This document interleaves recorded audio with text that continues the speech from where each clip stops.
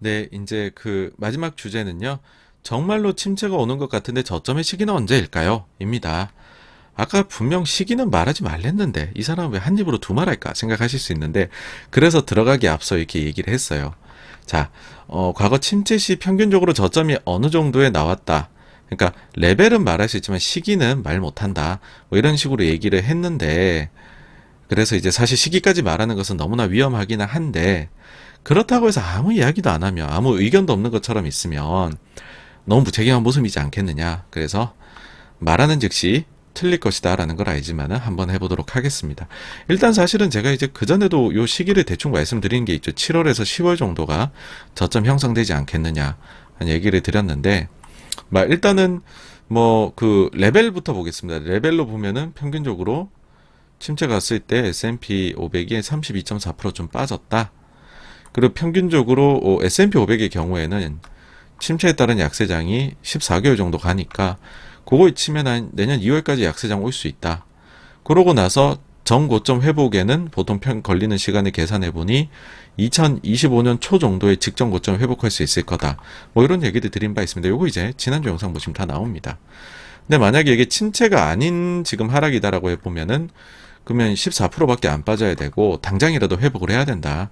그래서 지금 침체냐 아니냐가 중요하고 그 판단을 내리는 건 솔직히 뭐 제가 뭐 저는 침체 쪽으로 기울어 있지만 아니라고 생각하시는 분들도 있을 테니까 그러면 투자 전략은 자기 상황에 따라 다르다. 그 말씀을 다시 한번 이때 드렸었습니다. 그걸 다시 한번 강조를 드리고 싶어요. 뭐냐면, 만약에 당신이 장기 투자자이고 경험이 많고 현금을 다소 보유하고 있는 투자자라면 지금부터라도 좋아 보이는 종목을 선별적으로 투자에 나서도 전혀 무방하다.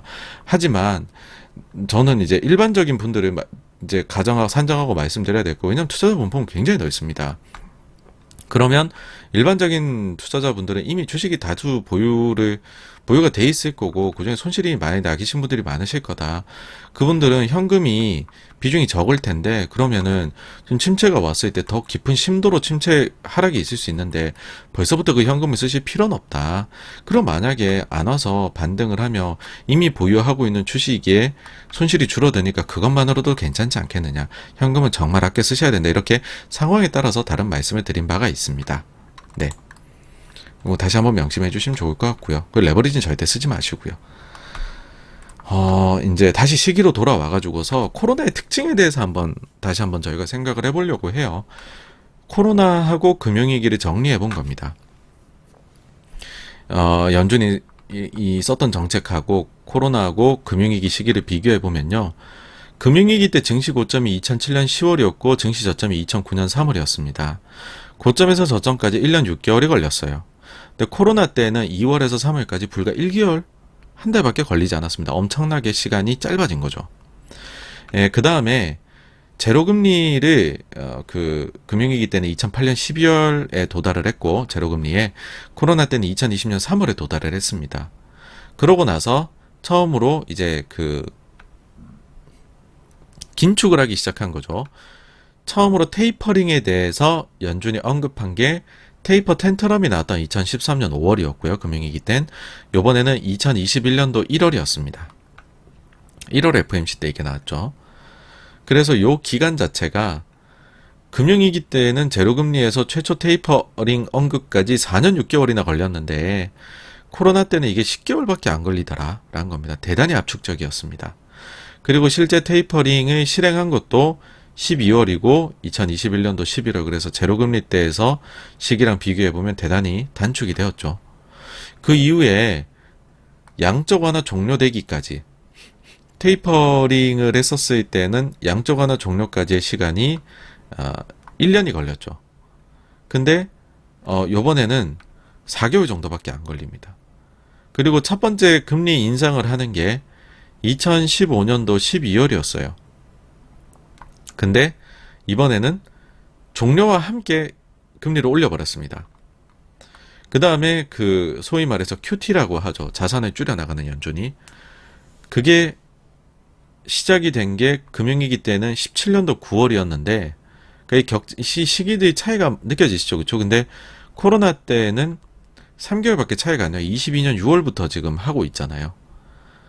그러다 보니까는 너무 압축적으로 일어나니까 마지막 금리 인상도 빨리 오고 첫 금리 인하도 빨리 오고 연준 자산이 다시 증가하는 QE라는 것도 빨리 오지 않겠느냐. 대단히 압축적이지 않겠느냐라는 이야기를 하는 거죠. 그래서 여기서 말하는 이 평균적인 기간들이 좀 많이 단축되지 않겠느냐라는 생각들이 있는 겁니다. 다시 이제 구니오 거를 예를 들어보면 우라가미 구니오의 증시 순환은 재고 주기를 참고로 하는 겁니다. 이게 4년 주기거든요, 보통. 근데 이번에는 2년 3개월 만에 지금 이미 증시가 20% 이상 손실 났고 역식적 장세에 돌입을 해버린 겁니다. 그 4년 주기여야 되는데 벌써 지금 막 클라이막스를 향해 달려가고 있어요. 대단히 짧습니다. 그래서 제가 이제 아이디어를 하나 내봤어요. 하도 이제 최근에 그 차트 겹쳐보기가 유행이니까 연초에는 마이크 윌슨이 2018년도 하반기하고 2022년도 차트를 그려봐갖고서 히트를 쳤죠. 그 다음에 최근에는 이제 몇몇 분석가들이 금융위기 때하고 2022년도를 비교를 합니다. 그래서 좀 꽤나 비슷한 모습이 나오거든요. 간담이 서늘해지잖아요. 그렇죠? 근데 완전히 비슷하지가 않아요. 근데 여기에 저는 한 가지를 더 추가를 했죠. 야, 압축적이다. 그러면 혹시 금융위기 때의 최고점에서 내려가던 하락하던 그 시기를 2배 빨리 감기 하고 요번 코로나 때 최고점에서 지금 하락하고 있는 거를 비교해보면 어떻게 될까 해보면 그림이 이렇게 나옵니다, 여러분. 파란색이 2007년에 2배 압축한 거예요. 2배 압축한 거고 1년 6개월을 이제 8개월로 압축한 거죠. 그 다음에 2022년은 지금 그냥 1월 초부터 해갖고서 그때 최고점이었으니까요. 미국 시장이 S&P 500 기준이에요. 쭉 한 건데 일단은 그림은 굉장히 비슷하게 다가오고 있습니다. 그래서 아마 이것도 또 이런 식으로 나오더라 하면서 또 쓰는 데들이 생겨나지 않을까라는 생각이 듭니다.